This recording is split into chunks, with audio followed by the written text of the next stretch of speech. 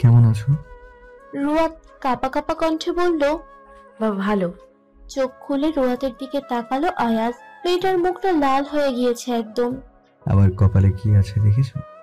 তৎক্ষণাৎ রুয়াতের চোখে গিয়েছে আয়াজের কপালের ঘাম ঝরছে। রুয়াত মাথা নাড়ল। আয়াজ গম্ভীর স্বরে বলল, মুখে বলো। জি দেখেছি। আয়াজ একটা টিস্যু রুয়াতের হাতে দিল। মুছে দাও। আমার কপালে এমন কিছু দেখলে নিজ দায়িত্বে এসে মুছে দেবে, আমি বলার আগেই। এখন তো টিস্যু দিলাম, পরের বার থেকে তোমার ওড়না দিয়েই মুছে দেবে, বুঝেছো? 2 থেকে 3 বার বলার পর রুয়াত রাজি হলো আয়াজের কথায়। হুমকিও দেওয়া হয়েছিল মেয়েটাকে। ইচ্ছে না থাকার পরও আয়াজের কপালের ঘাম মুছে দিল। মানুষটাকে ভয় পায় রুয়াত। আর যখন কাজটি করছিল না, কথার সাথে সাথে তখন ধমক দিয়েছে আয়াজ। নিজের মান সম্মানের কথা ভেবে রাজি হলো। সামনে একজন ড্রাইভার আছে, কিন্তু সে খেয়াল নেই মানুষটার। বিরক্ত সুরে আয়াজ বলল, কথার সাথে কাজ করতে চাও না কেন? কি সমস্যা তোমার? রুয়াত মুখটা ঘুরিয়ে জানালার কাচের কাছে নিয়ে গেল। তার এই মুহূর্তে মনে হচ্ছে কাজটা সরিয়ে দিলে ভালো লাগতো। এরকম বদ্ধ গাড়িতে উঠতে মন চায় না তার। বাহিরের বাতাস আসলে মনটা ফুরফুরে হয়ে যেত, কিন্তু এখন তো বলা যাবে না, বলবেও বা কি করে।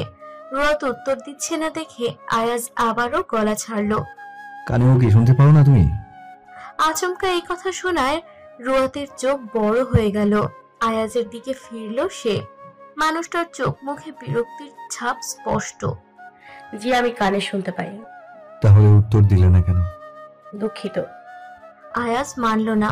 রুয়াতের হাত চেপে ধরে বলল, আমার রাগ চরম পর্যায়ে এনে দুঃখিত বলবেন, একদম মেরে গুম করে দেব। এমন করলে ভালোভাবে কথা বলছি দেখে গায়ে লাগছে না? রুয়াত একটু খিচে বসলো। মায়েরকে চরম ভয় পায় সে, আর এই লোকের কথাকে তো জমের মতো ভয় পায়। পরের বার থেকে আর এমন করবে না। আয়াজ হেসে দিল। বোকাশোকা মেয়ের বোকাশোকা কথা। এই প্রথম আয়াজের হাসির সাথে পরিচিত রুয়াত। তার মনে হলো এটা সবচেয়ে সুন্দর হাসি। রুয়াতের এরূপ চেয়ে থাকা দেখে আয়াজ হাসি বন্ধ করে দিল। মনে থাকে যেন। রুয়াত জি বলল, কিন্তু তার মনের কৌতূহল দূর হচ্ছে না। কোথায় যাচ্ছে সেটাই তো জানা হলো না। দেরি হলে তো তার মা চিন্তা করবে। কখনো কি কলেজ ছুটির পর কোথাও গিয়েছে নাকি?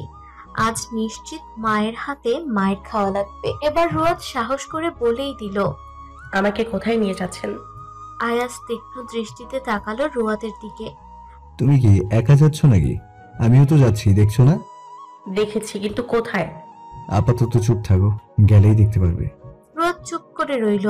কথাটি খারাপ লাগলো তার, কিন্তু কিছু বলল না। শুধু চুপ করে বাহিরের দিকে তাকিয়ে রইল। গাড়ি ছুটে যাচ্ছে আপমনে তার নিজ গন্তব্যের দিকে। আশেপাশের দৃশ্য দেখা যাচ্ছে, সেদিকটার মন তার। কিছু সময় বাদে গাড়ির কাঁচ খুলে দিল আয়াজ। অবাক হয়ে পাশের মানুষটার দিকে তাকালো রুয়াত। লোকটি তাকাচ্ছে কেন? লোকটি তাকাচ্ছে না, সিটে মাথা হেলিয়ে দিয়ে চুপ করে আছে। আবার তৎক্ষণাৎ চোখটা সরিয়ে ফেললো। এক চিলতে হাসি ফুটে উঠল। এখন আর খারাপ লাগছে না তার। বাহিরের ঠান্ডা বাতাস গাড়িতে ঢুকছে। মনে শান্তি শান্তি অনুভব হচ্ছে। প্রেয়সীর হাসি খেয়াল করেছে আয়াজ। পাশে এক সুন্দরী রমণী বসে আছে, তাও আবার হাতে হাত রাখে। আর কি লাগে তার? হোক না, হাত রাখাটা একজনের ইচ্ছে, ভালো লাগাটাই হচ্ছে আসল কথা। এমন সুন্দর মুহূর্ত বারবার পেতে চায়। গাড়ি থামলো একটা লেকের সামনে, যা শহর থেকে খানিকটা দূরে। প্রেয়সীর সাথে সময় কাটানোর জন্য ভালো একটা জায়গা মনে হয়েছে আয়াজের, তাই এখানেই নিয়ে আসলো। গাড়ি থেকে নামলো, কিন্তু রুয়াত বসে আছে। সে নামছে না। আয়াজ চায় মেয়েটার সামনে রাগ না দেখাতে, কিন্তু এমন কাজকর্মে না চাইতেও রাগ চলে আসে। তোমাকে আমি এখন কোলে করে নামাবো না, সুনিজ ইচ্ছায় বের হয়ে আসো। রুয়াত লজ্জা পেল। অচেনা জায়গায় বেশ অস্বস্তি হয় তার, তাই নামছিল না। রুয়াত নামার পর হাতটা ধরলো আয়াজ। রুয়াত তাকালো আয়াজের দিকে। আয়াজ আজ সাদা রঙের পাঞ্জাবি পরেছে, তাই রুয়াতের কলেজের ইউনিফর্মের সাথে মিলে গিয়েছে। জায়গাটা অচেনা, আবার এসেছে এই অবস্থায়। একটুও ভালো লাগছে না তার। এখানে বেশি মানুষ না থাকায় ভালো হয়েছে। না হলে আজ তার ইজ্জত চলে যেত। লেকের ভেতরে একটা রেস্টুরেন্ট আছে, সেখানে সোজা ঢুকে পড়লো। কিন্তু রুয়াত অবাক, তার বোন জাফরি আর জিজু বসে আছে। তাদের সামনের চেয়ারে আয়াজ বসে পড়লো। তার বোন যে এখানে আসবে বা থাকতে পারে সে মোটেও ভাবতে পারেনি। বোনের কাছে এভাবে ধরা খেয়ে ভীষণ লজ্জিত। আয়াজ রুয়াতের হাত ধরে টান দিয়ে বসালো তার পাশের চেয়ারে। ইনিমা একটু মজা নেওয়ার জন্য বলল, রুয়াত, চিনতে পেরেছিস আমায়? রুয়াত মাথা নাড়লো, কিন্তু আয়াজের রাগ হলো। ইনিমার উদ্দেশ্যে বলল, দেখেছেন ভাবি, মুখে কথা বলেনি, ওর সমস্যাটা কি সেটাই তো ধরতে পারলাম না। সব সময় ইশারা। আমার কপালে আসলেই জুটেছে একটা। ইনিমা কিছু বলল না। তার বোনের যে স্বভাব আছে সেটা ভালো করেই জানে, তাই সে চুপ থাকলো। এর মাঝে আরহাম উত্তর দিল, আমার শালিকা অনেক ভালো, অন্তত তোর থেকে 1000 গুণে ভালো আছে। আয়াজ তার ভাইয়ের দিকে তাকিয়ে বলল, তাই ভাবি, আপনি না আপনার পাশের এই আধ পাগলটাকে সহ্য করতে পারেন না? লজ্জায় আরহামের মুখটা কালো হয়ে গেল। ভাইয়ের সাথে ভাইয়ের এরূপ তফাৎ। আয়াজের পাশে থাকা রুয়াত ফিক করে হেসে দিল। ইনিমা তো কথায় সম্মতি দিয়েই দিয়েছে। পাশ ফিরে আয়াজ একবার তার প্রেয়সীকে দেখে নিল। হাসছে মেয়েটা। আরহাম আর লজ্জা সইতে না পেরে বলল, আমি আত পাগল হইনি রে বোকা, বিয়ের পর পাগল হয়েছি। তুইও আমার মতো পাগল হবি, তাই আগে আগে শুভকামনা জানিয়ে রাখলাম। বিয়ের পর তোমার শালিকা পাগল হবে, আমি না।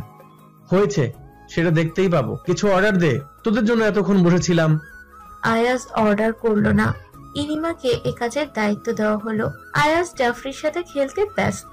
একবার জড়িয়ে ধরছে তো আবার চুমু দিচ্ছে। রুয়াত তাকিয়ে তাকিয়ে দেখছে, যা মনে হয় আয়াজ ছোট্ট বাচ্চাদের খুব আদর করে। আর জাফরিও তার একমাত্র চাচ্চুর সাথে খেলছে। জাফরি এক একটা প্রশ্ন করছে আর আয়াজ উত্তর দিচ্ছে। আয়াজ, ইকরামুল তাহের নাকি এবার এমপি পদে দাঁড়াবে, আদৌ কি এই কথাটা সত্যি? আরহামের কথায় সবাই তাকালো তার দিকে। শান্ত কণ্ঠে আয়াজ বলল, হ্যাঁ। তুইও তো এমপি পদে দাঁড়াবি, তাহলে সমস্যা কোথায়? তুই এভাবে শান্ত হয়ে বসে আছিস কিভাবে? আরহামের কথায় বিরক্ত হলো আয়াজ। এখন কি অশান্ত হয়ে বসে থাকবো? আরহাম বুঝলো না আয়াজের এরূপ শান্ত হয়ে বসে থাকার কারণ। তুই কি মারামারি করবি এবার? আয়াজ একবার রুয়াতের দিকে তাকালো। মেয়েটার মুখটা ছোট হয়ে এসেছে। পাঞ্জাবির কলার একটু টেনে টুনে বলল, সে যদি ওরকম কিছু করে তখন ভেবে দেখবো, আর করলে মারামারির জন্য একটু হাত কাঁপবে না। কিছু ভেবেছিস ইলেকশন নিয়ে? এখনো অনেক সময় আছে ভেবে দেখার। আরহাম কথা বাড়ালো না। তার ভাই অত্যাধিক সাহসী, না হলে কি আর এরকম প্রফেশনে টিকে আছে? আয়াজের সুনাম বেশি, তাই জেতার সম্ভাবনাও বেশি। রুয়াতের মনটা একদম ছোট হয়ে এলো। দুশ্চিন্তায় ভালো লাগছে না। কিছুদিন এই বিষয়টা ভুলে গেলেও আবার নাড়া দিচ্ছে মনের ভেতর। রুয়াতের কাছে রাজনীতি মানে মারামারি, খুন, হানাহানি। এর ভালো কিছু আছে বলে মনে হয় না তার। আয়াজেরও তার ভবিষ্যৎ কি কেমন হবে আসলে একটু একটু করে মেনে নেওয়া শুরু করেছে সে। যদি এর আগেই তার বিশ্বাস ভরসা সব ভেঙে যায়, তাহলে খাওয়া শেষ করে আরহাম আর ইনিমা হাঁটছে। রুয়াতের কোলে জাফরি বসে আছে আর আয়াজ কথা বলছে ফোনে। হঠাৎ আয়াজ রুয়াতের হাতটা ধরলো। রুয়াত আয়াজের দিকে তাকালো। হাতের উল্টো পিঠ তার অধর বরাবর রাখলো, যার কারণে আয়াজ কথা বললে বারংবার স্পর্শ হয় হাতে। মুখ বুঝে সহ্য করে নিল রুয়াত। আয়াজের কথা বলা শেষে ফোন কেটে দিল। রুয়াতের কোল থেকে জাফরিকে এনে তার কোলে বসালো, কিন্তু রুয়াতের হাত ছাড়লো না। জাফরির মাথার চুলগুলো ঠিক করে দিতে দিতে বলল, জাফরি, তুমি কাকে বেশি ভালোবাসো, আমায় না তোমার মিনমিনকে? রুয়াত খুব আগ্রহী হয়ে তাকিয়ে আছে জাফরির দিকে। নিশ্চয়ই জাফরি তার নাম বলবে না তার চাচুর সামনে, কারণ আয়াজ জাফরিকেই বেশি আদর করে। জাফরি হেসে দিয়ে বলল, দুজনকেই ভালোবাসি। আয়াজ জড়িয়ে ধরে বসে রইল বাচ্চাটাকে। কথা আয়াজ জাফরিকে আগেই শিখিয়েছে। বলা হয়েছে তার মিমির সামনে জিজ্ঞেস করলে বলবে দুজনকেই। কোনো কারণেই তার প্রেয়সীর মনটা ছোট করবে না সে। জাফরি দৌড়ে চলে গেল তার বাবা মায়ের কাছে। আয়াজ তার একটা হাত রুয়াতের কাঁধে রাখলো। কত চুপ থাকতে পারো তুমি? রুয়াতের থেকে কোনো রেসপন্স পেল না। আবারও বলল, কথা বলো। জি। আর কিছু বলতে পারো না, শুধু জি জি? রুয়াত স্পষ্ট স্বরে বলল। কি বলবো? আয়াজ রুয়াতের কাঁধে নিজের মাথাটা ফেলে বলল, তুমি তোমার অধর আমার গালে ছুঁয়ে দিয়ে শুধু বলবে, আমি আপনাকে ভালোবাসি, শুধু আপনাকে। রুয়া তার সহ্য হলো না, আয়াজের মাথাটা সরিয়ে নিল। এসব ভালো লাগছে না। আয়াজ হেসে দিল, রুয়াতের গালে আলতো করে অধর ছুঁয়ে দিয়ে বলল, বলেছিলাম তুমি আমায় তোমার ভয়ঙ্কর প্রেমিক হিসেবে দেখবে। এটা ছিল আমার দেয়া তোমাকে প্রথম ভালোবাসা। আজ জাফরের জন্মদিন, 3 বছর পূর্ণ হয়ে গেল ছোট মেয়েটার। তাই মজুমদার বাড়ি থেকে সবাই যাবে চৌধুরী বাড়িতে। রুয়াত সেদিনের পর থেকে আর যায়নি আয়াজের সামনে। ইনিমার থেকে রুয়াতের নম্বর নিয়ে কলও দেওয়া হয়েছিল, কিন্তু কোনো মতে রুয়াত আয়াজের সাথে দেখা বা কথা কিছুই বলেনি। আজ কিভাবে সে মানুষটার সামনে উপস্থিত থাকবে সেটা নিয়েই ভাবছে। সন্ধ্যায় সবাই যাওয়ার কথা ও বাড়িতে, সবাই রেডি হচ্ছে, আর রুয়াত এখনো বসে আছে। মেহরুবা আফরোজ রুয়াতের রুমে এসে দেখলেন রেডি না হয়ে খাটে বসে আছে এখনো। ধমক দিয়ে বললেন, তুই এখনো রেডি না হয়ে বসে আছিস কেন? একটু পরে তো তোর বাবা চিল্লাবে আমার উপর। মেয়েদের দোষ তো দেখায় না তিনি তো মনে করেন সব দোষ আমার। রুয়াত বিরক্ত হয়ে বলল, তোমরা যাও না, আমার ভালো লাগছে না। মেহরুবা যেন আরো রেগে উঠলেন মেয়ের কথায়। তুই না জিপ্রের মিনমিন বোনের মেয়ের জন্য দেখছি একটু মায়া নেই তোর। আমি কিন্তু এখন ইনিমাকে কল দিয়ে বলবো তুই এমন করছিস। ইনিমার কথা শুনে লাফ দিয়ে উঠে পড়ল। না মা, বলো না, আমি তাড়াতাড়ি করে রেডি হব। আচ্ছা ঠিক আছে, শাড়ি পরবি তুই? মেহরুবা একটা হালকা গোলাপি রঙের শাড়ি বের করে দিল। রুয়াত পরতে চাচ্ছিল না, কিন্তু তিনি জোর করে পরিয়ে দিলেন। এমনিও সেই দিনের পর থেকে রুয়াত দেখা করেনি, কথা বলেনি। আয়াজের সামনে আজ এভাবে গেলে তো নিজের কাছে নিজেকেই অস্বস্তি লাগবে, আর তার মায়ের কথা তো ফেলে দেওয়া যাবে না। সবাই রওনা হলো চৌধুরী বাড়ির উদ্দেশ্যে। ভালোই জমজমাট করে সাজানো হয়েছে বাড়িটাকে, বাহির থেকেই বোঝা যাচ্ছে সব। বেশ কিছু অপরিচিত মানুষও দেখা যাচ্ছে। রুয়াত ঘোমটা টেনে বাসার ভেতরে প্রবেশ করলো। অনেকদিন পর এই বাড়িতে আসা তার। ইনিমা তার মা বাবাকে দেখে দৌড়ে আসলো। মায়া চৌধুরীও আসলেন। রুয়াত চারপাশ খুঁজেও আয়াজকে দেখলো না। সবার সাথে হাসি মুখে কথা বলল রুয়াত। হান্নান মজুমদারকে ফজলুল চৌধুরী নিয়ে গেলেন তার সাথে, মেহরুবা ফাইরোজ মায়া চৌধুরীর সাথে। বাকি রইল রুয়াত। এত মানুষের সামনে এখন নিজেকে বেশ অসহায় অসহায় লাগছে। ইনিমার পিছু নিল রুয়াত।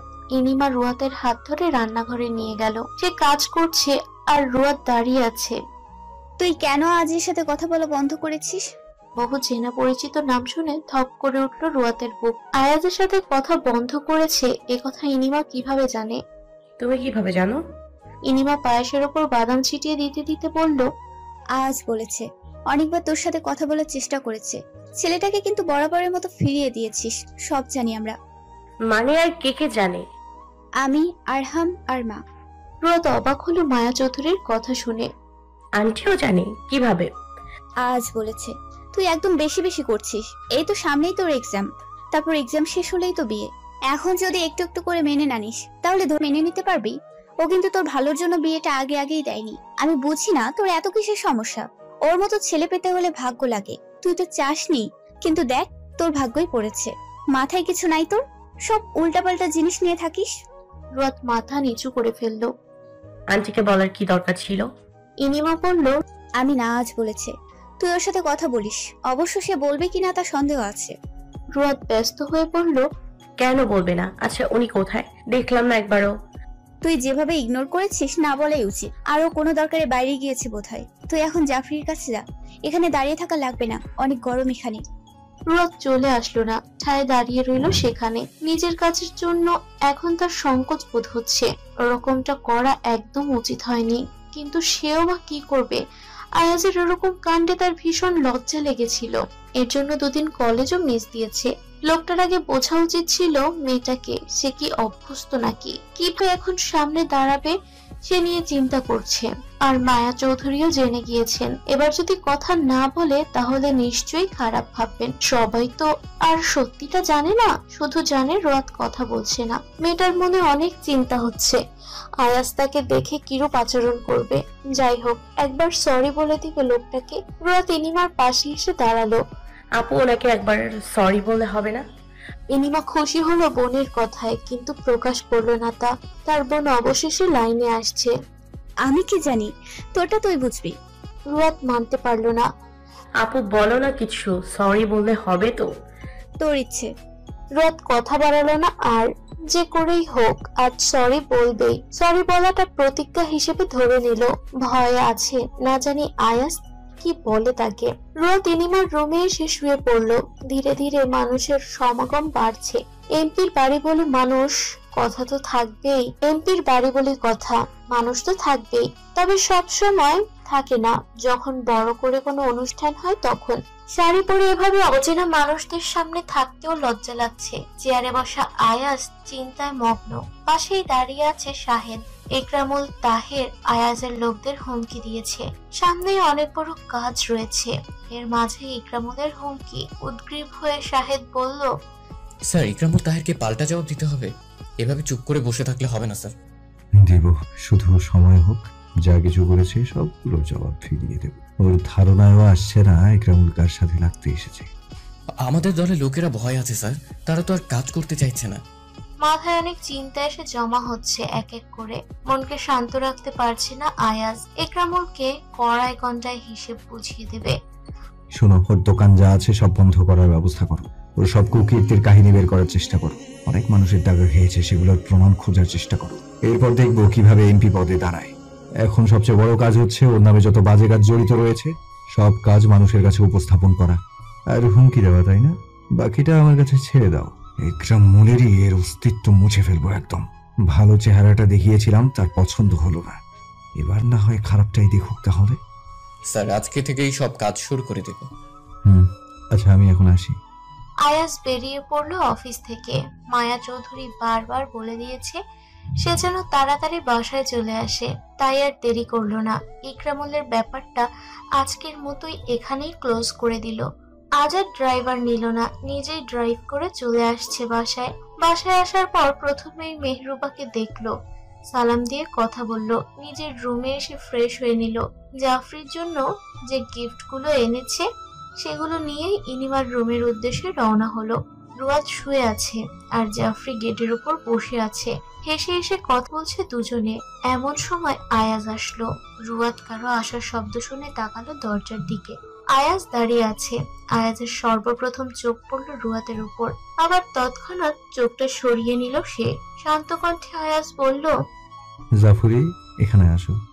জাফরি হুড়োহুড়ি করে চলল আয়াজের কাছে। রুয়াত উঠে বসেছে। সুন্দর করে শাড়ি টেনে টুনে দিল। আয়াজ জাফরির হাতে গিফটটা দিয়ে দিল। বাচ্চাটা গিফট না খুলেই মহা খুশি। জাফরি, মা ডাকছে তোমায়, তুমি তোমার মায়ের কথা শুনে আসো, যাও। জাফরি চলে যাওয়ার পর আয়াজ দরজা আটকে দিল। রুয়াতের সাথে বেশ বোঝাপড়া বাকি আছে। পাগলের মতো ঘুরিয়েছে তাকে। দরজা আটকানো দেখে রুয়াত ঘাবড়ে গেল। আবার অন্য কিছু করবে নাকি? আনমনে শাড়িতে হাত চেপে ধরলো। বুকে হাত গুছে শটান হয়ে দাঁড়িয়ে একদম কাট কাট স্বরে বলল, প্রথমত বলছি, আমি তোমার সাথে রোমান্স করতে আসিনি।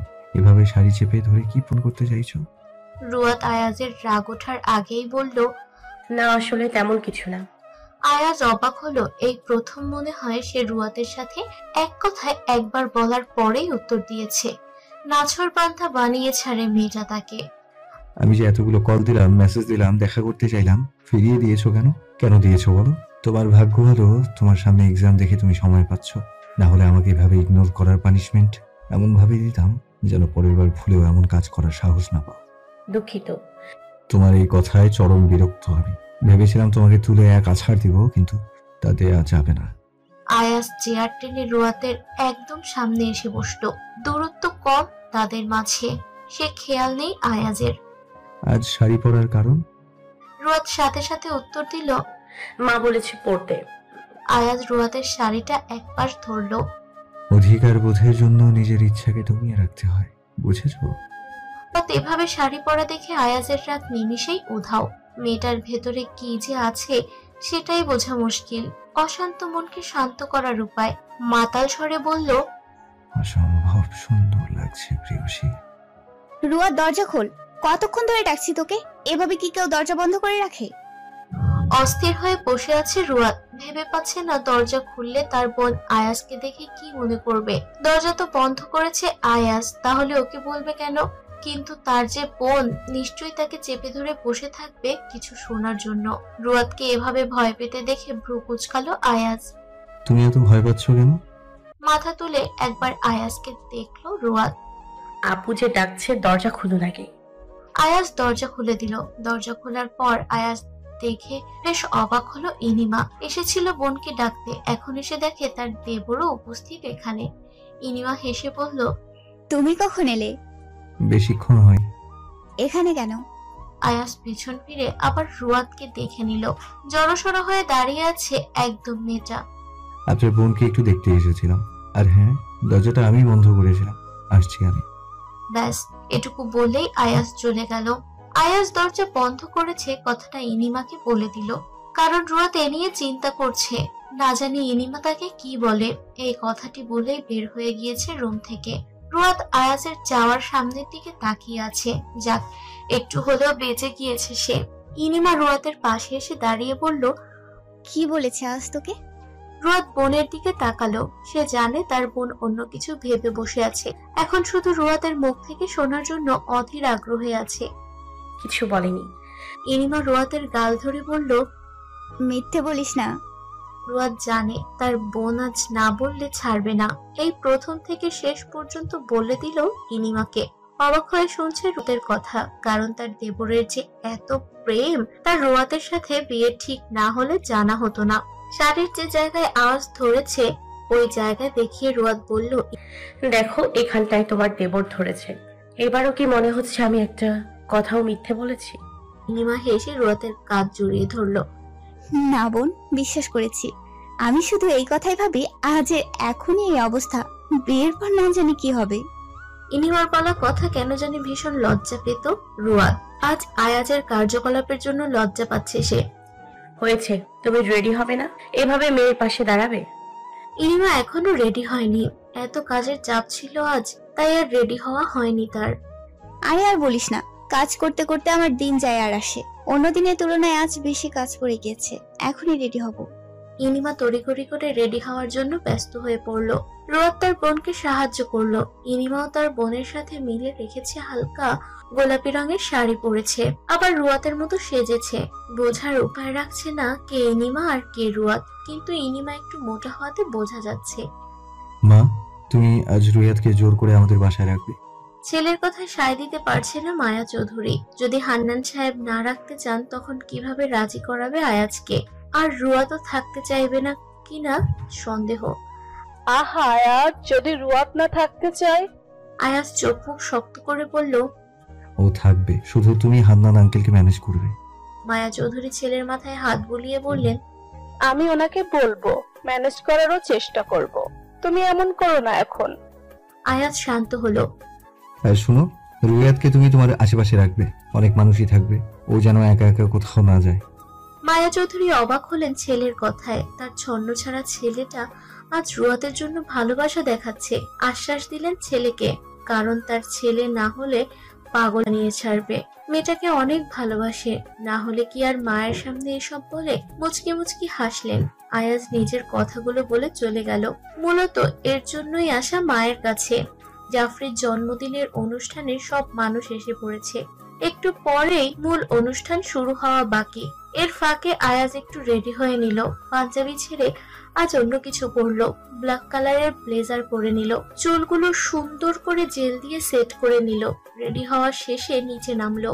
বেশ কিছু মানুষের সাথে গিয়ে কথা বলছে, কারণ তারা আয়াজের থেকে একটু উপরের প্রফেশনে আছে। বেশ মানুষ এসে হাত মিলালো আয়াজের সাথে। ভদ্রতা নম্রতা সহকারে কথা বলছে আয়াজ। রুয়াদ, ইনিমা আর জাফরি নামছে। আয়াজের কথা বলার মাঝেও নজর পড়ল রুয়াদের দিকে। তার সুন্দর প্রেয়সী রুয়াদকে দেখলেই মুখের হাসি ফুটে ওঠে। চোখ সরিয়ে নিয়ে পুনরায় কথা বলছে মানুষের সাথে। সবার সাথে কথা বলা শেষ করে আয়াজ আরহামের পাশে গিয়ে দাঁড়ালো। আরহাম তার ভাইকে দেখে একটু হাসলো। তোর প্রেয়সীর পাশে গিয়ে দাঁড়ালি না? প্রতি উত্তরে হাসলো আয়াজ। সময় হলে ঠিকই দাঁড়াবো, কিন্তু তুমি আপাতত জোর করে দাঁড়া করিয়ে রাখবে তো। আমি গিয়ে দাঁড়ালে সে আবার অন্য কিছু মনে করবে। এখন যাও, ওকে নিয়ে আমার পাশে এনে দাঁড় করাও। আরহাম ভেঙচি কাটলো। আমি এসব কাজ করি না। আয়াজ হেসে বলল, তোমার ব্যবসা লাঠে উঠিয়ে দেব। আরহাম ঘাবড়ে গিয়ে তাকালো তার ভাইয়ের দিকে। বিশ্বাস করতে পারছে না আয়াজকে, হয়তো উঠিয়েও দিতে পারে। তাই তাড়াতাড়ি করে রুয়াতের হাত ধরে এনে আয়াজের পাশে দাঁড় করালো। রুয়াত বুঝতে পারলো না কেন আরহাম এমন করলো। রুয়াত অবাক হয়ে চেয়ে রইল শুধু। আরহাম রুয়াতের হাত ধরে বলল, শোনো শালিকা, তোমাকে একদম নিরাপদ জায়গায় এনে দাঁড় করিয়েছি। তোমার পাশে যিনি আছেন তিনি খুবই সম্মানিত ব্যক্তি, তার অনেক পাওয়ার। তুমি আয়াজের পাশে নিশ্চিন্তে থাকতে পারো। আবার পরক্ষণে আয়াজের কানে গিয়ে বলল, আমার ব্যবসার দিকে নজর দিস না, তোর পাশে যিনি আছেন তার দিকে দিলেই হবে। কথাটি আরহাম এত আস্তে বলল, রুয়াতও শুনতে পেল না দুজনের কথোপকথন। আরহামের কথা বলা শেষ হলেই সে চলে যায়। রুয়াত মাথাটা নিচু করে আয়াজকে দেখলো। অবশেষে পাঞ্জাবি ছেড়ে অন্য কিছু পরেছে। রুয়াতের চেয়ে থাকা দেখে আয়াজও তাকালো। দুজনেই চোখাচোখি হয়ে গেল। দৃষ্টি সরিয়ে নেয় রুয়াত। শাড়ি পরে কি আমার মাথাল করতে এসেছো এখানে? আচমকা আয়াজের শব্দ শুনে তাকায় সেদিকটায়। একটু নিচু স্বরে বলল, আপনি মাতাল হবেন জানলে পরে আসতাম না। আয়াজ অবাক হয়ে চরম পর্যায়ে। কথাটা কি সত্যি রুয়াত বলেছে? বিশ্বাসই হচ্ছে না। তোমার কি জ্বর এসেছে? রুয়াত মাথা নাড়িয়ে বলল, না তো। উন্নতি হচ্ছে তাহলে আয়াজের বউয়ের। আয়াজের বউ কথাটি শুনে শিউরে ওঠে রুয়াত। এই প্রথম অপ্রত্যাশিত কিছু শুনছে সে। আয়া রুয়াতকে তার মায়ের কাছে দিয়ে আসলো। জাফরির কেক কাটা শেষ করে সবাই খাওয়া দাওয়া শুরু করলো। আর সবকিছুর দেখাশোনা করতে আয়াজ ব্যস্ত হয়ে পড়লো। দূর থেকে দাঁড়িয়ে তাকিয়ে আছে রুয়াত। হঠাৎ তার ভাবনার মাঝে আয়াজ চলে আসে। তাহলে কি সে মানুষটার মায়ায় পড়ে যাচ্ছে? হান্নান মজুমদার বাসায় যাওয়ার জন্য তোড়জোড় শুরু করলো। মায়া চৌধুরী রুয়াতের হাত ধরে দাঁড়িয়ে আছে। এখনো বলেনি হান্নান মজুমদার কে। রুয়াত চুপিসারে দাঁড়িয়ে আছে শুধু। মায়া চৌধুরী রুয়াতের হাত ধরে হান্নান মজুমদারের সামনে নিয়ে গেলেন। বেআই সাহেব, আজ আপনার ছোট মেয়েটা আমার বাসায় থাকুক। ওর যত্নের কোনো কমতি রাখবো না, কথা দিলাম। হান্নান মজুমদার মনে মনে রাজি না, কিন্তু তাও বলল, না আপা, মেয়েটা তো কয়েকদিন পরে আপনার কাছে চলে আসবে। আমি এখন চাই মেয়েটা আমার কাছে থাকুক, তখন তো চাইলেও রাখতে পারবো না। মায়া চৌধুরীর খারাপ লাগলো হান্নান মজুমদার শেষের কথা শুনে। তার ছেলের আবদার একদিকে, আর একদিকে এমন কথা। আজকের দিনটা শুধু, কাল আয়াজ দিয়ে আসবে ওকে। ইনিমা এসে তার বাবার হাত ধরে বলল, বাবা, আজ রুয়াত থাকুক। মায়া চৌধুরী আর ইনিমা ফিরিয়ে দিতে পারলো না হান্নান মজুমদার। হয়তো আরো কিছু বললে বেমানান হয়ে যাবে। মেয়েটাকে এভাবে ছাড়তে মন চায় না। যেহেতু এ বাড়িতে ইনিমা আছে, তাই মেয়েকে রেখে আসছে শুধু ইনিমার উপর ভরসা করে। হান্নান মজুমদার ছোট মেয়ের মাথায় চুমু খেলেন। আদুরে স্বরে বললেন, সুন্দর মতো থাকো আম্মা। বাবা, আসছি। হ্যাঁ। বাবার কথা শুনে নোনা পানি ছলছল করে এসে পড়লো রুয়াতের চোখে। তার বাবার এরকম নিঃস্বার্থ ভালোবাসা দেখে আর চোখের পানি ধরে রাখতে পারলো না। বাবাকে জড়িয়ে ধরলো। বরাবরের মতো রুয়াত তার বাবার এমন কথা শুনলে কেঁদে ফেলে। মেয়েকে সান্ত্বনা দিচ্ছেন হান্নান মজুমদার। বেশ কিছু সময় পর তারা চলে গেল। আয়াজ আর আরহাম গিয়ে তাদের পৌঁছে দিল। রুয়াত ইনিমার সাথে বসে কথা বলছে। সাথে মায়া চৌধুরী ও ফজলুল চৌধুরী আছে। কিছুক্ষণ আগে আয়াজ আর আরহাম ফিরছে বাসায়। আরহাম আর ওপরে যায়নি, এখানেই বসে গল্প শুরু করে দিয়েছে। আরহামের কোলে জাফরি দুষ্টুমি করছে বসে বসে। আয়াজ তার ব্লেজার খুলে একটা টি শার্ট পরে নিচে আসলো। রুয়াতের পাশে এসে বসে গেল। ফজলুল চৌধুরী বেশ হাসির কথা বলছে, আর মায়া চৌধুরীকে বারবার কিছু না কিছু বলে রাগাচ্ছে। আমি তো আগে আরামের মাকে ছাড়া কিছুই বুঝতাম না, তাকে তার বাপের বাড়িতেও থাকতে দিতাম না। ফজলুল চৌধুরীর কথায় যেন আরো রেগে গেল মায়া চৌধুরী। কথায় লাগাম দাও। এখানে তোমার ছেলে, ছেলের বউ, নাতনি রয়েছে, ঠিকভাবে কথা বলো। রুয়াত হেসে দিল এমন মিষ্টি ঝগড়া দেখে। পাশ থেকে সোফায় আদ্রোয়া আয়াজ তাকাচ্ছে তার প্রেয়সীর দিকে। মেয়েটা হাসলেই মুখে হাত দিয়ে ফেলে। মায়া চৌধুরী রেগে উঠে চলে গেল। সাথে সাথে ফজলুল চৌধুরীও উঠে চলে গেল। আজ তার 12টা বেজে যাবে। তিনি তো শুধু হাসানোর জন্য এসব বলেছে। আয়াজ আরহামের উদ্দেশ্যে বলল, ভাইয়া, তোমার একটু লজ্জা লাগলো না বাবার কথা শুনে? আরহাম ভ্রু কুঁচকে বলল, কেন লজ্জা লাগবে? তেমন তো কিছুই বলেনি। আয়াজ তার চোখগুলো ছোট ছোট করে ফেললো। তোমার তো লজ্জা নেই, লাগবে বা কিভাবে? তুই এখন যা শুরু করেছিস, বিয়ের পর বাবার মতো এমনই করবি তুই। তোর যদি এতই লজ্জা থাকতো তুই উঠে যেতে পারলি না? এনিমা দাঁত কেলিয়ে হাসছে। হে দুজনের ঝগড়া এত ভালো লাগে তার। আরহাম বেখেয়ালিতে মাঝে মাঝে উল্টোপাল্টা বলে ফেলছে, যার কারণে পরে এনিমা আরহামকে রাগায় এসব বলে।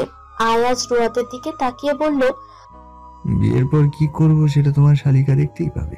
আমার লজ্জা নেই বলেই বসেছিলাম, তুমি তো শুধু হেসেছিলে, আমার মুখে তো একটু হাসি ছিল না। তার মানে কি তুমি মজা নিয়েছো? আরহাম উঠে দাঁড়িয়ে পড়ল, দুহাত তুলে বড় একটা মোনাজাত ধরলো আর বিড়বিড় করে বলা শুরু করলো, আল্লাহ, এই নির্লজ্জ ছেলেকে একটু রহমত দিও, যাতে আর আমার পেছনে না লাগতে আসে। আয়াজ হাসছে ভাইয়ের কাণ্ড দেখে। সাথে সাথে সবাই হেসে দিল। আরহাম এত মজা করতে পারে, সারাক্ষণ দু ভাইয়ের এভাবে খুনসুটি লেগেই থাকে। আরহাম যে এত রসিকতা করতে পারে তা আয়াজকেও হার মানায়। তবে দুজন দুজনকে বড্ড ভালোবাসে। আরহাম একটা দরকারে ইনিমাকে নিয়ে উপরে চলে আসলো। আয়াজ জাফরির সাথে খেলছে। রুয়াত দূরে সরতে গেলেই হাত ধরে ফেললো আয়াজ। কোথায় যাচ্ছ? না মানে যাচ্ছি না। আয়াজ রুয়াতের হাত টেনে ধরলো। জাফরি আয়াজের বুকে মাথা দিয়ে দেখেছে। আয়াজ জাফরির উদ্দেশ্যে বলল, তোমার মিম কেন তোমার চাচুকে বুঝতে চায় না বলো তো? জাফরি যেভাবে ছিল সেভাবেই রইলো। আয়াজের কথায় ঠোঁট উল্টে ফেললো, অর্থাৎ সে জানে না। রুয়াত জাফরিকে দেখে আয়াজের দিকে তাকালো। আয়াজ রুয়াতের দিকে তাকিয়ে বলল, তোমার কাছে আমি আমার গম্ভীরতা, কঠোরতা আর কোথায় নাই ভয়ঙ্কর রূপ সব বিলিং দিলাম প্রেয়সী।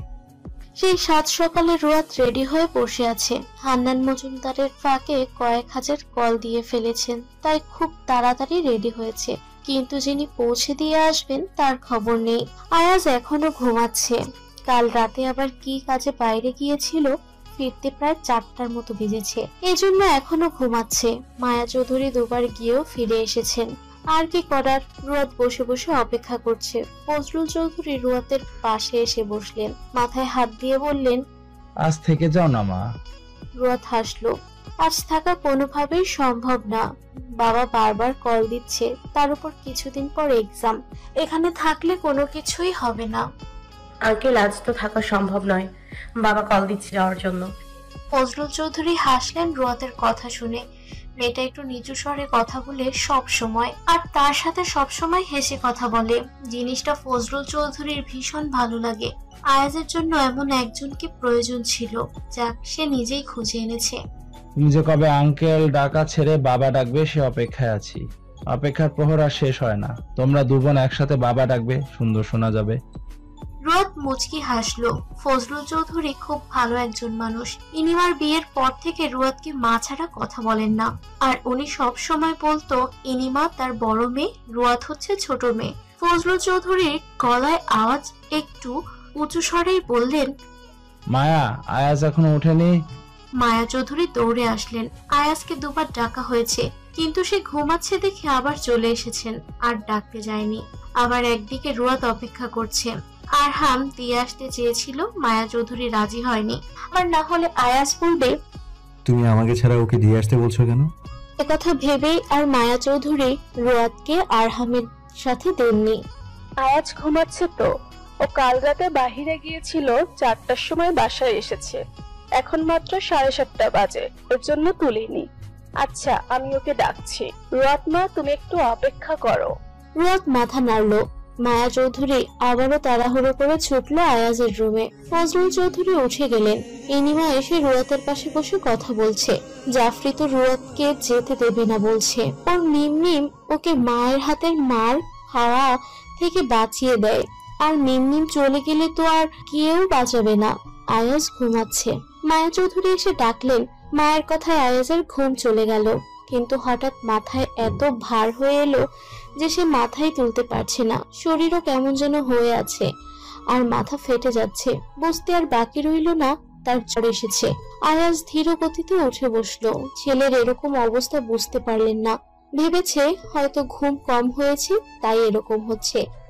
বাবা রুয়াত বসে আছে রেডি হয়ে। হান্নান মজুমদার বারবার কল দিচ্ছেন। আমি তো কাল বলেছি তুই গিয়ে দিয়ে আসবি। আয়াজ উঠে দাঁড়ালো। ফ্রেশ হয়ে আসছি। মায়া চৌধুরী চলে গেলেন। আয়াজ ফ্রেশ হয়ে এসে রেডি হয়ে নিল। আজ অনেক কাজ আছে, এভাবে বসে থাকলে সবকিছু পড়ে থাকবে। নিজেকে সবসময় স্ট্রং রাখতে হবে। দ্রুত রেডি হয়ে নিচে নামলো। প্রথমে চোখ পড়লো রুয়াতের দিকে। ইনিমা আর রুয়াত কথা বলছে। আয়াজকে দেখা মাত্রই জাফরি দৌড়ে চলে আসলো।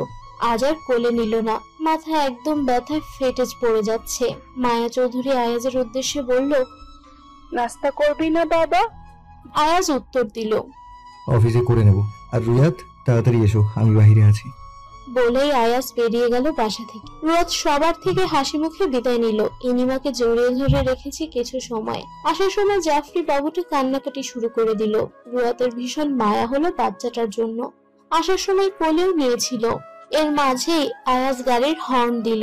তাই আর বেশিক্ষণ দেরি করলো না, বের হয়ে গেল বাসা থেকে। রুয়াত গাড়িতে এসে পেছনের সিটে বসে পড়ার আগে আয়াজ বলল, সামনে এসে বসো। রুয়াত তাই করলো। ড্রাইভিং সিটে আয়াজ বসে আছে। আজ মনে হয় ড্রাইভার নেবে না। গাড়ি স্টার্ট দেওয়া হলো। রুয়াতের মনে একটাই প্রশ্ন আসছে, আয়াজ একটাও কথা বলছে না আজ। এ কথা ভাবতে ভাবতে তাকায় আয়াজের দিকে। আয়াজের দৃষ্টি সামনের দিকে। রুয়াতের একটু সন্দেহ হলো আয়াজ আজ কথা বলছে না কেন। আম্মুরে গাড়ি চালাচ্ছে সে, আর এইদিকে মাথা ব্যথা বেড়েই চলেছে। একসময় আয়াজ কথা বললে বিরক্ত হতো, এখন কথা বলছে না দেখে মন খারাপ হচ্ছে রুয়াতের। ভেতর ভেতর অস্থির লাগা শুরু করলো। আবারও তাকালো আয়াজ দিকে। না, এবারও তাকাচ্ছে না আয়াজ। রুয়াত আয়াজের উদ্দেশ্যে বলল, শুনছেন? আয়াজ কিছু বলল না। বিষয়টা মোটেও ভালো লাগেনি রুয়াতের। এরকম করার মানে বুঝছে না। কাল তো ঠিকই কথা বলেছিল, আজ বলছে না কেন? না, একটুও ভালো লাগছে না তার। আবারও বলল, কিছু হয়েছে আপনার? আয়াজ কথা বলল এবার, তবে রুয়াতের দিকে না তাকিয়েই। মাথা ব্যথা করছে? রুয়াত খেয়াল করলো আয়াজের কণ্ঠস্বর অন্যরকম শোনাচ্ছে। একটু আমার দিকে তাকাবেন? আয়াজ তার প্রেয়সীর এত সুন্দর আবদার ফেলতে পারলো না। গাড়িটা মাঝ রাস্তায় থামিয়ে দিল। তারপর তাকালো রুয়াতের দিকে। তাকিয়েছি এখন? রুয়াত ঘাবড়ে গেল। তার চোখে একটা জিনিস পড়েছে। আয়াজের চোখ অতিরিক্ত লাল হয়ে আছে, যা আগে কখনো দেখেনি। কিন্তু আমতা আমতা করে বলল, এভাবে তাকাতে বলিনি। আয়াজ দৃষ্টি সরিয়ে নিল।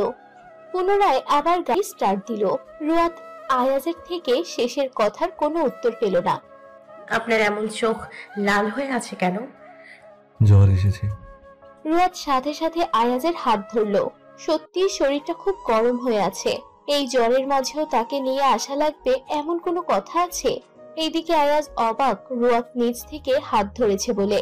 একটি কথা মন প্রাণ দিয়ে বিশ্বাস করে, যা হয় ভালোর জন্যই হয়। হয়তো এই জ্বর রুয়াত আর আয়াজের মাঝের দূরত্ব ঘুচিয়ে দেবে। রুয়াত পরিবর্তন হবে। আয়াজের ভালোবাসা বুঝবে সে। আপনার এত জ্বর, তাও কেন দিয়ে আসছেন আমায়? আমি তো আরহাম ভাইয়ার সাথে চলে আসতে পারতাম। আয়াজ তার কপালের এক সাইড ঘষে দিল। আমাকে ছাড়া আর কাউকে তোমার জন্য অন্তত ভরসা করি না। রুয়াত অস্থির। প্রথম এরকম মুহূর্তের সম্মুখীন হয়েছে সে। কেন যে আয়াজের প্রতি তার এমন অবস্থা হচ্ছে ভেবে পাচ্ছে না। বেশি মাথা ব্যথা করছে? হাসলো আয়াজ প্রেয়সীর এহেন প্রশ্নে। তুমি আমার চুলে হাত বুলিয়ে দিলে সব ব্যথা সেরে যেত। অধর কামড়ে ধরে কিছুটা ভাবলো রুয়াত। পরক্ষণেই আবার বলল, চুলে হাত বুলিয়ে দিব? আয়াজ রুয়াতের পানে চায় একবার। এদিকে রুয়াতের নতুন রূপ। একটু সুস্থ থাকলে জ্বালানো যেত। এখন মনও চাচ্ছে না প্রেয়সীর সাথে কিছু করতে। দরকার নেই। বারবার রুয়াতের হৃদয় পড়ছে আয়াজের এমন বিহেভিয়ার দেখে। কেনই বা এমন হচ্ছে জানা নেই। নিজেই তো একটু আগে বলল, এখন আবার নাকচ করে দিল। রুয়াত চুপটি করে বসে রইল। কারো মধ্যেই আর কোনো রকম কোনো কথা হলো না। আয়াজ রুয়াতের বাসার সামনে গাড়িটা রেখেছে।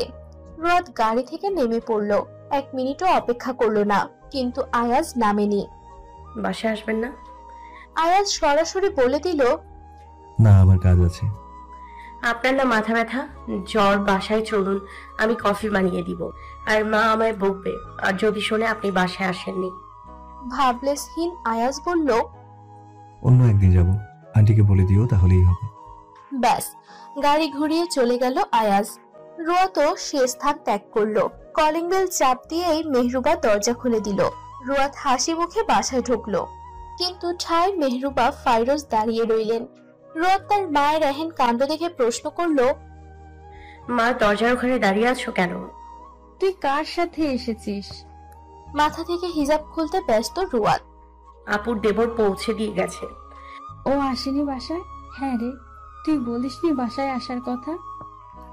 রুয়াদ স্থির হয়ে দাঁড়ালো। আমি বলেছিলাম ওনার নাকি কাজ আছে, তাই চলে গিয়েছে। মায়ের কথায় বিরক্ত হলো রুয়াদ। সে তো বলেছে আসার কথা, এখন যদি না আসতে চায় তাকে কি জোর করে আনবে? রুয়াদ আর কথা বাড়ালো না। মায়ের সাথে কিছু না বলে সোজা উপরে চলে গেল। শাহেদের সব কথা মনোযোগ দিয়ে শুনছে আয়াজ। তাদের প্ল্যান সাকসেসফুলি এগোচ্ছে, কিন্তু সমস্যা হচ্ছে ইকরামুল তাহের তার যাবতীয় কুকর্মগুলোর হদিস নিমিষেই মাটির সাথে মিশিয়ে ফেলার চিন্তা ভাবনা শুরু করেছে। এর কারণে আয়াজের লোকদের একটু হিমশিম খেতে হচ্ছে। স্যার, আমরা যে এত বড় কাজ করেছি ইকরামুল তাহের জানলে আমাদের লোকদের শেষ করতে তার 2 মিনিটও লাগবে না। আয়াজ হেসে বলল, ইকরামুলকেও শেষ করতে আমার 2 মিনিট সময় লাগবে না। আর তোমাদের সেফটির দায়িত্ব আমার। শুধু তোমরা খেলবে নাকি? আমার মাঠে নামা লাগবে না? শাহেদ বুঝলো আয়াজ খুব ভেবেচিন্তে এরকম কাজে নেমে পড়েছে, কিন্তু এখানে তো তার বিপদ আসতে পারে। সে খেয়াল কি রেখেছে? স্যার, আপনার উপর আমার ভরসা রয়েছে। আমি আপনাকে আমার থেকেও বেশি বিশ্বাস করি। স্যার, আমার লাইফের সেফটির জন্য আপনাকে বিপদে ফেলতে চাই না। আপনি শুধু ভালো থাকুন, নিরাপদে থাকুন, এটাই চাই। এত কিছুর মাঝেও কিছু কিছু মানুষ জন্য হয়তো আয়াজ এরকম একটা প্রফেশনে টিকে আছে। নিজের প্রতি বিশ্বাস, কঠোর পরিশ্রম, মানুষের ভালোবাসা আর শাহেদের মতো মানুষদের ত্যাগের জন্যই আজ এই পর্যায়ে। কিছু মানুষের এমন ভালোবাসা আসলেই ভুলবার যোগ্য নয়। আয়াজ শাহেদের কাঁধে হাত দিয়ে বলল, স্যারকে এত ভালোবাসো অথচ বিয়ে করেছো, এই কথাই বলনি? শাহেদ ভ্যাবাচেকা খেয়ে গেল। এ কথা স্যার জানে কিভাবে? সম্পূর্ণ গোপনে বিয়েটা করেছে, কারো জানার কথা না, এমনকি শাহেদের পরিবারও না। কিন্তু স্যার জানে কিভাবে, সেটাই ভাবছে শাহেদ। হ্যাঁ স্যার, আপনি কিভাবে? টেবিলের উপর থাকা পানির গ্লাস থেকে পানি খেলো আয়াজ। ইকরামুলের গোপন খবর সব জানি, আর তুমি আমার এত কাছে থাকো, তোমার গোপন খবর জানবো না? শাহেদ মাথা চুলকালো, লজ্জায় মাথা নিচু করে বলল, হ্যাঁ স্যার, ওর বাবা জানলে কখনোই রাজি হবে না, তাই শুধুমাত্র কাজী অফিসে গিয়ে বিয়েটা করেছি। আমার পরিবারের কেউই জানে না। ভেতর ভেতর এত বড় ক্রাইম করে বসে আছো। আয়াজ শাহেদের মাথায় হাত দিয়ে বলল, উত্তম কাজ করেছো। শুভকামনা রইল তোমাদের আগামী দিনের জন্য। সুখে থাকো দুজন। শাহেদ বেশ খুশি হলো আয়াজের কথায়। আয়াজকে তার বড় ভাইয়ের মতোই সম্মান করে সে। স্টুডেন্ট লাইফ থেকে আয়াজের সাথে যুক্ত আছে সে। নিজের জীবনের থেকেও বেশি ভালোবাসে আয়াজকে। তার এই পেশাকে। রাত 11:50, প্রায় 12টার কাছাকাছি। রুয়াত এখনো ঘুমায়নি। এতক্ষণ ধরে সব নোটগুলো তুলছিল নিজের খাতায়। আজ নিমির থেকেই এসব নোট নেয়। পরদিন আবার ফেরত দিতে হবে নিমিকে, তাই এত তাড়াহুড়ো করে লিখছে। রোদ পড়ার টেবিল থেকে উঠে বারান্দায় গেল। ঘুম চোখে নেই আর, শুধু সকালে আয়াজের এভাবে নেতিয়ে যাওয়া দৃশ্য ভাসছে চোখের সামনে। লোকটার অনেক জ্বর ছিল, মেডিসিন খেয়েছে কিনা জানে না রুয়াত। ভালো লাগছে না রুয়াতের। আয়াজকে কল দিতে মন যাচ্ছে, কিন্তু আবার কিছু কথা ভেবে কল দিতে পারছে না।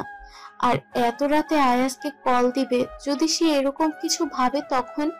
এইদিকে আবার মনকে শান্ত রাখতে পারছে না। নিজের উপর চরম বিরক্ত রুয়াত। কিভাবে যেন আয়াজ তার জীবনের সাথে মিশে যাচ্ছে তুলোর মতো। হঠাৎ হঠাৎ আয়াজকে নিয়ে হাজার জল্পনা কল্পনা ভেবে ফেলেছে। অনিচ্ছায় আয়াজ এসে পড়েছে তার জীবনে।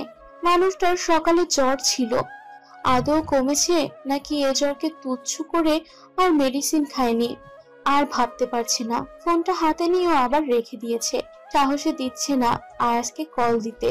আবার এদিকে মনকেও শান্ত রাখতে পারছে না। আবারও ফোনটা হাতে নিল রুয়াত।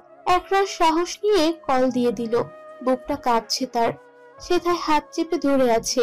বেশ কয়েকবার রিসিভ করার পর আয়াজ কল রিসিভ করলো। তা দেখে রুয়াতের ভয় ক্রমশ বেড়ে গেল। ঘুম ঘুম কণ্ঠে আয়াজ বলল, বলো রিয়াদ। ব্যাস, রুয়াতের বুক কাঁপা আরো বেড়ে গেল। এভাবে ঘুমস্বরের কথা শুনে মাথা খারাপ হয়ে যাবে যেন তার। উত্তর না দিয়ে মুখের ওপর কাঁথা দিয়ে বসে আছে। আয়াজ একটু বিরক্ত হলো। ফোন দিয়েছে ভালো কথা, এখন কথা বলছে না কেন? আরামের ঘুম হারাম করার জন্যই এই রুয়াত যথেষ্ট তার জন্য। নিশ্চয়ই চুপ থাকার জন্য কল দাওনি। রুয়াদ ফোনটা একটু দূরে সরালো, জোরে একটা শ্বাস নিল, আবারও ফোনটা কানের কাছে এনে রাখলো। জ্বর কমেছে আপনার? মেডিসিন নিয়েছেন? উপর হয়ে শুয়ে আছে আয়াজ, একদিকে এসির ঠান্ডা বাতাস, আরেকদিকে প্রেয়সীর নরম স্বরের কথা। উফ, শান্তি। ভ্রু কুচকালো রুয়াদ। তার ভাবনায় ঠিক আয়াজ মেডিসিন খায়নি। কাজের প্রতি এত কেয়ার, কিন্তু নিজের প্রতি কেয়ারের কোটো শূন্য। কেন? তোমাকে খুব মনে করছে প্রেয়সী, আমার হৃদয় ঠান্ডা করার জন্য তোমায় চাই। রুয়াদ নিস্তব্ধ। একটা মানুষ অসুস্থ কিভাবে এসব কথা বলতে পারে ভেবে পায় না সে। আবারও ফেসে গেল নিজের কাজে। মেডিসিন খেয়ে নেবেন, রাখছি। কল কেটে দিল রুয়াদ। ভালোর কথা জিজ্ঞেস করতে গিয়েছিল, সে লোকটা এভাবে তাকে লজ্জা দিবে ভাবতে পারেনি। কাঁথা মুড়িয়ে শুয়ে পড়ল।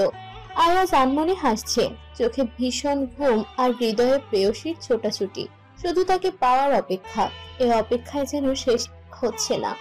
বড্ড বেশিই ভালোবাসে। আয়াজের পাল্লায় পড়ে রুয়াতের মন পরিবর্তন হওয়া শুরু করেছে। প্রতিদিন রাতে রুয়াতের জন্য তার হৃদয় পড়ে। মেয়েটাকে কেন এত ভালোবাসে জানা নেই, এর উত্তর নেই। তার হৃদয়ের আনাচে কানাচে শুধু প্রেয়সীর আভাস। সকাল 8টায় রুয়াতের ঘুম ভাঙে, তাও তার মায়ের ডাকে। চোখ খুলে তার মাকে প্রথম দেখেছে। মেহরুবাদকে দেখে ঘুম থেকে উঠে রুয়াত হেসে দিয়েছে। আজ মন কি বেশি ভালো নাকি? রুয়াত হাসি বন্ধ করে দিল। কয়টা বাজে এখন? মেহরুবা রুয়াতের কলেজ ড্রেস আলমারি থেকে বের করতে করতে বলল, 8টা বাজে। কলেজ যাবি না? রুয়াত মাথা নাড়ালো। এখন থেকে কলেজ কন্টিনিউ যেতে হবে, না হলে পড়া তো মিস করবে। সাথে আরো অনেক কিছু বাকি রয়েছে। তাড়াতাড়ি ফ্রেশ হয়ে রেডি হয়ে পড়ল রুয়াত। নাস্তা খেয়েই ছুটেছে কলেজের উদ্দেশ্যে। নিমি বারবার করে বলেছে আজ যাতে তাড়াতাড়ি বের হয় বাসা থেকে। রুয়াত পড়াশোনা নিয়ে আগে থেকেই সিরিয়াস, কিন্তু নিমি 2 দিন হলো সিরিয়াস হয়েছে। কলেজ এসে মাঠের এক বেঞ্চের উপর বসে আছে রুয়াত। নিমির এখনো আসার খবর নেই। দিন দিন অনেক ধোঁকা দিচ্ছে রুয়াতকে। এভাবে একা একা বসে থাকা যায় নাকি? বিরক্ত লাগছে রুয়াতের। আর কখনো নিমি তাড়াতাড়ি আসার কথা বললে আসবে না। মাথা নিচু করে মাঠের দিকে তাকিয়ে আছে। কলেজের অনেক স্টুডেন্ট এসে পড়েছে, শুধু নিমিই উধাও। একা একা বিড়বিড় করছে আর নিমিকে বকছে রুয়াত। প্রায় 1 ঘন্টা পর নিমি আসলো। দৌড়ে যে ক্লাসে ঢুকেছে তা খেয়াল করেছে রুয়াত। এখন ক্লাসে ব্যাগটা রেখেই দৌড়ে দিবে রুয়াতের কাছেই। যে কথা সে কাজ। মেয়েটার অভ্যাস আর চেঞ্জ হলো না। এভাবে মাঠের মধ্যে দৌড়ালে কেমন দেখা যায়? কতবার বলার পর অভ্যাস পাল্টে পারলো না। দোস্ত কেমন আছিস? আগেই সরি বলছি, কারণ তুই রাগ করে বসে আছিস। আরে ভাইয়া আজ বাসা থেকে বের হতে দেয় নাই, বলেছে তার সাথে যেন আমি কলেজে আসি। রুয়াত মুখ ঘুরিয়ে নেয়। এমন বহুত অজুহাত দিয়েছে সে, আর বিশ্বাস করবেন না, রুয়াতের এহেন কাণ্ড সহ্য হলো না নিমির। আজ একটাও মিথ্যা বলেনি সে। এটা ঠিক প্রতিবার মিথ্যা বললেও আজ সত্যি ঠিকই বলেছে। এখানে তো সে সম্পূর্ণ নির্দোষ। নিমি রুয়াতের হাত ধরে তারই সামনে হাঁটু গেড়ে বসলো। এবার ক্ষমা করে দে বান্ধবী, তুই কথা না বললে আমার ভীষণ কষ্ট হবে। এবারের মতো। আর যদি কখনো তোরে অপেক্ষা করাই তাহলে তুই আমার সাথে কথা বলিস না। রুয়াত নিমির বাহু ধরে উঠিয়ে তার পাশে বসালো। এই তো, মেয়েটার এসব কথা শুনলে সে একদম গলে তরল পদার্থের ন্যায় হয়ে যায়। কারোর প্রতি রাগ বেশিক্ষণ পুষে রাখতে পারে না। সব সময় এসব বলিস, এটাই কিন্তু লাস্ট। আর এমন সুযোগ দেয়া হবে না, কথাটা মাথায় ঢুকিয়ে নে। যাক, বান্ধবীকে তো অবশেষে রাজি করাতে পেরেছে, তাতেই খুশি। নিমি জানে রুয়াত জাপটে ধরা পছন্দ করে না, তাও সে ভাবেই ধরলো। মেয়েটা রাগ করলে একদম মরেই যেত।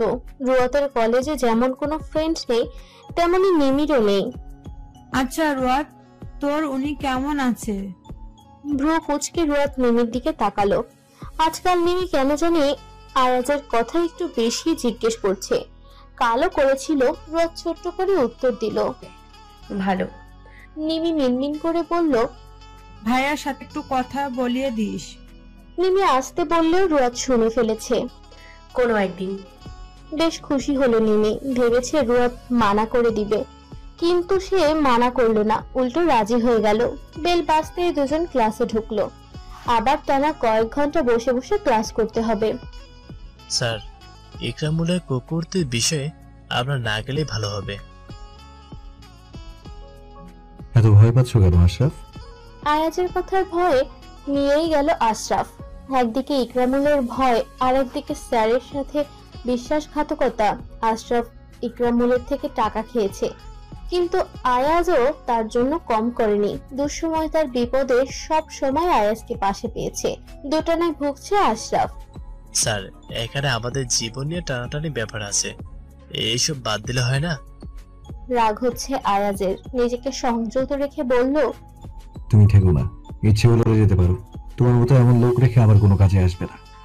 উপস্থিত সবাই মাথা নিচু করে দাঁড়িয়ে আছে, শুধু আশরাফের মাথা উঁচু। কখনো আয়াজের চোখের দিকে তাকিয়ে কথা বলেনি আশরাফ, আর সেই আজ মুখে মুখে কথা বলছে। অবাক হয়ে শুধু চেয়ে আছে আয়াজ। আশরাফের বর্তমান কাজ হচ্ছে আয়াজের যাবতীয় গোপন খবর প্রচার করা ইকরামুলের কাছে। চাইলে এখনই বের হয়ে আসতে পারত, কিন্তু একজনের কাছে জবাবদিহি করতে হবে। এর জন্য অনেক টাকা পায় দিনকে দিন, যা কখনো শোধ করতে পারবে না। স্যার, আমি আপনার হয়ে কাজ করব। উপস্থিত সবার উদ্দেশ্যে বলছি, আমার দলের হয়ে কাজ করতে পারলে থাকো, না হয় বের হয়ে যাও। আর যদি শুনি আমার দলের কোনো লোক কাজে হেরফের করেছে বা ভয়ে কাজ করবে না, আমার গোপন তথ্য অন্য কারো কাছে প্রচার করবে, তার পরিণাম খুব খারাপ হবে, খুব খারাপ। চিল্লিয়ে উঠল আয়াজ। সব নিশ্চুপ হয়ে দাঁড়িয়ে আছে। সবসময় স্যারের রাগ দেখা হতো অন্য কারণে, এবার রাগ দেখেছে দলের লোকের জন্য। আশরাফ নত হয়ে আছে। একবার যদি স্যার এসব জেনে যায়, যাই করুক তাতে আর বাঁচিয়ে রাখা যাবে না তাকে। লোভের কারণে আজ তার এই পরিণতি। জীবদ্দশায় ভুগছে সে। বের হয়ে আসে কক্ষ থেকে, নিজের অফিসে এসে মাথা হেলিয়ে দেয় চেয়ারে। সবাই সেখানে দাঁড়িয়ে থাকলেও সাহেব চলে আসে আয়াজের পেছন পেছন। তার কাজ হচ্ছে আয়াজের সাথে থাকা। স্যার, বের হবেন? মাথা উঠিয়ে টাইম দেখে। আজ কোথাও যাবে না, সন্ধ্যার পর যাওয়ার কথা আছে এক জায়গায়, সেখানেই যাবে। সন্ধ্যার পর সাহেব বের হয়ে আসলো। সে জানে এখন স্যার একটু রেস্ট করবে, তাই থেকে কোনো কাজ নেই। দুপুরে ক্লাস শেষ হলো তাদের, কলেজ ছুটি। নিমি আর রুয়াদ ঠিক করলো আজ ঝালমুড়ি ফুচকা খাবে। আর কাল আয়াজ বলেনি দেখা করতে আসবে আজ। ঝালমুড়ির দোকানে ঝালমুড়ি অর্ডার দিল নিমি। আপনারা কেমন আছেন? রুয়াদ পিছন ফিরে যায়। ওই দিনের ছেলেটা আবারও এসেছে আজ। নিমি ছেলেটাকে দেখেই চটে যায়। আজ আবার এসেছো বিরক্ত করতে? তোমার কি লজ্জা নেই? রুয়াদ থামালো নিমিকে। মেয়েটা একটু বেশিই করছে। শান্ত কণ্ঠে বলল, কি কারণে এসছো? ছেলেটা হাসলো। যাক, কেউ অন্তত তার কথা শুনতে চেয়েছে। আমি আপনাদের বন্ধু হতে চাই আপু। নিমি জেনে আরো রেগে উঠল, কিন্তু রুয়াদ ভদ্রতা দেখিয়ে বলল, দেখো, তুমি আমাদের ছোট, আমরা এমন কাউকে বন্ধু বানাতে পারবো না। রাগ করো না, দুঃখিত। এবার তুমি আসতে পারো। ছেলেটাও সুন্দর করে চলে গিয়েছে, আর কোনো কথা বলেনি। কিন্তু নিমি শুরু করেছে কেন বকা দেয়নি ছেলেটাকে।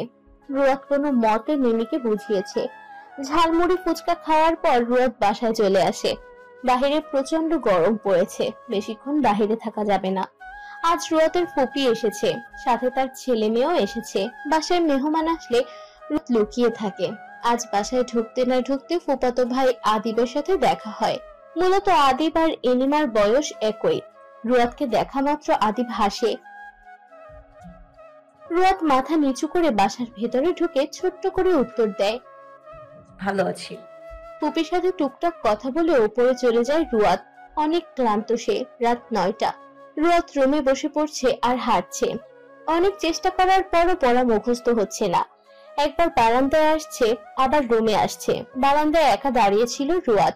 হঠাৎ মোবাইলে কল আসতে রুমে আসে সে। স্ক্রিনে আয়াজের নম্বর। রুয়াদ বুঝতে পারছে না অসময়ে আয়াজের থেকে কল আসার কারণ।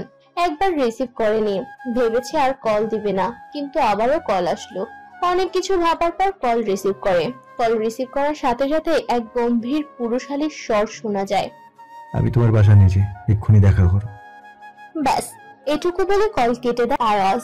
রুয়াদ বেকুবের মতো দাঁড়িয়ে আছে। দেখা করো বললেই কি দেখা করতে হবে নাকি? আর করবেও বা কিভাবে? নিচে সবাই বসে কথা বলছে। জায়গা নড়চড় করলো না, ঠাল দাঁড়িয়ে রইলো। টুং টুং আওয়াজের দৃষ্টি মোবাইলের দিকে যায়। আয়াজ মেসেজ পাঠিয়েছে নিচে আসার জন্য। কি করবে ভাবতে পারছে না। সবার সামনে থেকে বের হবে কিভাবে? কেউ না কেউ কিছু জিজ্ঞেস করে ছাড়বে, কিন্তু না, যেহেতু উপায় নেই, মানুষটা দাঁড়িয়ে আছে। মাথায় ঘোমটা টানলো, হাতের মোবাইল বুকে চেপে নিয়ে আসলো। বাবা, মা, ফুপি কেউ নেই। রান্নাঘর থেকে মেহরুবা আর রুয়াতের ফুপির গলার স্বর শোনা যাচ্ছে। সোফায় আবিদ ভাইয়া বসে আছে। সে যদি কিছু জিজ্ঞেস করে তাহলে কি উত্তর দিবে? সাহস করে রুয়াত জায়গায় পা রাখে। অমনি আবিদ বলে ওঠে, কোথায় যাচ্ছ রুয়াত? দাঁতে দাঁত চেপে দাঁড়িয়ে আছে রুয়াত। এমন মনে হচ্ছে যেন কিছু চুরি করেছে আর ধরা খেয়েছে। আমতা আমতা করে বলল, একটু কাজ আছে, বাইরে যাচ্ছি। ব্যস্ত হয়ে আবিদ বলে, আমি আসবো কি? না, আসার দরকার নেই। রুয়াত বেরিয়ে পড়লো বাসা থেকে। আবিদ শুধু চেয়ে আছে। রুয়াত কখনো মুখ ফুটে কথা বলেনি কারো সাথে। যদি তারা নিজ থেকে কেউ বলে তাহলে মুখে কথা ফুটে, না হলে কারো সাথে কথা বলতে দেখিনি রুয়াতকে। একটু বেশি চুপচাপ মেয়েটা। আয়াজ বুকে হাত গুজে দাঁড়িয়ে আছে। রুয়াত আয়াজের সামনে এসে দাঁড়ায়। কলেজে গিয়েছিলে আজ? মাথা নাড়ায় রুয়াত, মুখে কিছু বলেনি। মুখে বলো। কথাটা একটু জোরেই বলল আয়াজ। আজ অনেক রাগ নিয়ে এসেছে সে এখানে। তবে অবুঝ মেয়েটি জানে না কেন আয়াজ তার সাথে জোরে কথা বলল। জি, গিয়েছিলাম। আয়াজ রুয়াতের হাত ধরে এক হাত পেছনের দিক থেকে পেঁচিয়ে ধরেছে। অতঃপর আবারও বলে, কিছু প্রশ্ন জিজ্ঞেস করব, একদম সোজা সাপটা উত্তর দেবে। যদি আমার এক কথা দুবার বলা লাগে তাহলে দেখবে আসল আয়াজ কেমন। দেরি উত্তর দিলে তোমার আর আমার মাঝের দূরত্ব কমবে। মিথ্যা বললে যে হাত পিছনে আছে সে হাতে ব্যথা পাবে, আর সত্যি কথা বললে হাতে অধর ছুঁয়ে দেব। নিশ্চুপ হয়ে দাঁড়িয়ে আছে রুয়াত। তাকে একবার পা থেকে মাথা পর্যন্ত পর্যবেক্ষণ করে নিল আয়াজ। অনেক সময় হয়ে গিয়েছে রুয়াত চুপ করে আছে। বিষয়টা খুব সহজে হজম করতে পারলো না আয়াজ। কথা বলছো না কেন? রাজি তুমি? রুয়াত ঘাবড়ে গেল। কি উত্তর দেবে? আর প্রশ্নগুলোই বা কি? সব যেন মাথার উপর দিয়ে যাচ্ছে তার। হাতে এখনো ব্যথা পাওনি তাই কথা বলছো না? জোরে একটা নিঃশ্বাস নিয়ে বলল, করুন প্রশ্ন, আমি রাজি। ব্রু কুচকালো আয়াজ। অবশেষে কথা বলল। কলেজে তোমার সাথে মেয়েটি গিয়েছিল? উত্তর দিতে বেশিক্ষণ সময় নিল না রুয়াত। কিন্তু ভাবার কথা, আয়াজ এসব জানে কিভাবে? আমার ফ্রেন্ড মিনি। আয়াজ রুয়াতের হাত আলগাভাবে ধরলো। রাগ কন্ট্রোল করা দরকার। আবার কিসব ভেবে আগের মতো হাতটা ধরলো। রুয়াত চোখ তুলে আয়াজের দিকে তাকায়। লোকটার এরূপ ব্যবহারের কারণ জানে না সে। আজ যে ছেলের সাথে কথা বলেছো সে কে ছিল? রুয়াত শুধু অবাক হয়ে চেয়ে আছে। আয়াজ কি তাকে সন্দেহ করছে? তার পেছনে কি আবার লোক লাগিয়েছে? এতটা বাজেভাবে আয়াজ তাকে? রুয়াতের উত্তর দিতে দেরি হয়েছে বলে আয়াজ তার আর রুয়াতের মাঝের দূরত্ব কমিয়ে দিয়েছে। নড়ে চড়ে ওঠে। রুয়াত আশেপাশে তাকায়। মেয়েটা কথা না বললে আরো দূরত্ব কমিয়ে দিব, যা আপনার পছন্দ হবে না। আপনি আমায় সন্দেহ করছেন? না, আমি শুধু জানতে চাচ্ছি। একটা ছেলে ছিল, আমার আর মিমির ফ্রেন্ড হতে চেয়েছিল। থামে রুয়াত। পরক্ষণেই আবার বলে, তারপর আমি মানা করে দিয়েছি। আয়াজের রাগ কমে। ভুবন ভুলানো হাসি দেয়। এবার রুয়াতকে একটা জিনিস দেওয়া দরকার। সত্যি কথা বলেছে সে। রুয়াতকে কখনো সন্দেহ করার প্রশ্নই আসে না। শুধু জানতে চেয়েছে ছেলেটি কে। এমপির হবু বউয়ের সাথে কথা বলতে এসেছে, একটু তো সাহস আছে বলতে হবে। মাথা তুলে আমার দিকে তাকাও। মাথা নিচু করে রাখা রুয়াত মাথা উপরে তোলে। তার কিছু বলার নেই। মনটা একদম বিষিয়ে গিয়েছে। আয়াজ কেন তাকে এসব জিজ্ঞেস করছে বুঝে গিয়েছে। আমি প্রথমে বলেছি সত্যি কথা বলে তোমার হাতে অথর ছুঁয়ে দেব। সর্বাগ্ন শরীর কেঁপে ওঠে রুয়াদের। তা দেখে হেসে ওঠে আয়াজ। রুয়াতের হাত সামনে এনে ধরে। যেহেতু মেয়েটা ভয় পাচ্ছে সেহেতু কোনো কিছুই করলো না। রুয়াতের মুখ পানে তাকিয়ে দেখে কাঁদছে সে। অবাক হয় আয়াজ। রুয়াতের ভালো লাগবে না দেখে কিছু করলো না। এখন দেখছে অকারণেই কাঁদছে মেয়েটা। কাঁদছো কেন? আমি কিছু করিনি তো। নিশ্চুপ সে। কোনো সারা শব্দ নেই, শুধু অজরে চোখ দিয়ে পানি পড়ছে। হঠাৎ রুয়াতের কাদার মানে বুঝলো না আয়াজ। মেয়েটির গালে হাতের নরম স্পর্শ ছুঁয়ে দিয়ে বলে, কি হয়েছে তোমার? আমায় বলো। আর এই, তোমায় আমি মানা করেছি না আমার সামনে কান্না? কান্নারত অবস্থায় রুয়াত বলে, আপনি আমায় সন্দেহ করেছেন তাই না? এর জন্য এমন রাগ দেখিয়েছেন। আয়াজ চোখ ছোট ছোট করে ফেললো। তার মনে এসব কিছুই আসেনি। আর বোকা মেয়ে উল্টোপাল্টা ভেবে বসে আছে। নিজ হাতে রুয়াতের চোখের পানি মুছে দেয়। এখানে আসার প্রথম কারণ আজ একবারও রুয়াতের সাথে দেখা হয়নি, যেন তার হৃদয় অশান্ত হয়ে আছে একবার প্রেয়সীর মুখখানা দেখার জন্য, বাকি সব পরে। প্রথমত আমি তোমার সাথে দেখা করতে এসেছি, দ্বিতীয়ত ছেলেটিকে সেটা জানার জন্যই এখানে আসা। এমপির হবু বউয়ের সাথে কথা বলতে আসবে এত সহজ? রুয়াত তাকায় আয়াজের দিকে। কেন, কেউ কি আমার সাথে কথা বলতে আসতে পারবে না? আর আপনি লোক লাগিয়েছেন আমার পেছন। হাসে আয়াজ, বোকামের বোকাশোকা কথাবার্তা। তবে এখানে একটি কথাও ভুল নেই, সবগুলোই সঠিক। বাহিরের মানুষের সাথে কথা বলা নিষিদ্ধ তোমার।